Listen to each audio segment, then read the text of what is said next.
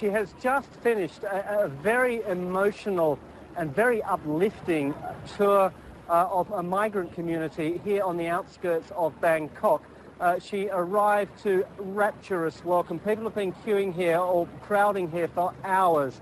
Several thousand, Myanmar economic refugees coming to hear her speak and coming to hear what she can offer them. These are people who've been living here for many, many years. They fled their home because they had no work there. They live, as was described to me by one NGO, as second-class citizens in Thailand. They want to go home. They can't go home because there are no jobs. She came, she listened to them. She said she understood their problems. They told her about the day-to-day problems they face, and she said she will do what they can.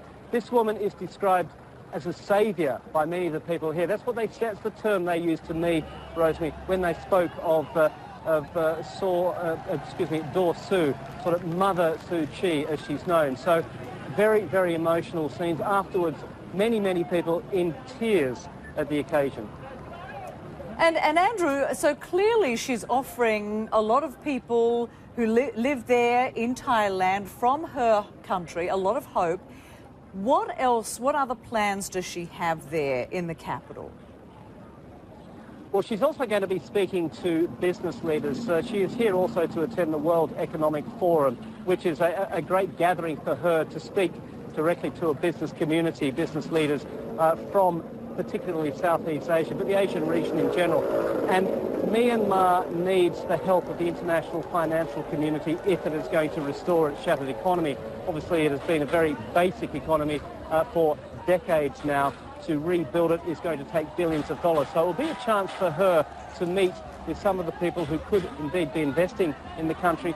But I think given that Suu Kyi's record and her connections with the people, it was very much this trip I would suspect would be her highlight.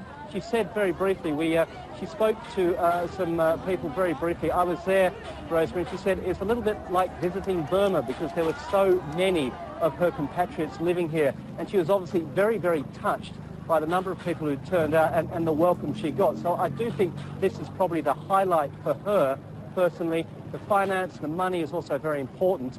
After that, she goes back to her home on Sunday before going on a longer tour of Europe a little bit later in June.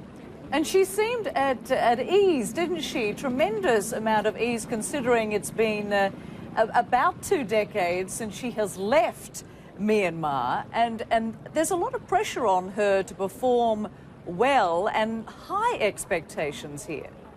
Enormous expectations of this woman. I mean, the world really is watching her. I mean, consider when she flew to Burma to look, or Myanmar, Burma is known then, to look after her sick mother back in 1988, the Berlin Wall was still up. The internet was still a discussion sort of amongst pointy-headed scientists. So she is engaging in a world that has changed dramatically, nowhere more so, obviously, than right here in Asia. So people are watching her as closely as she is looking at the outside world, if you like.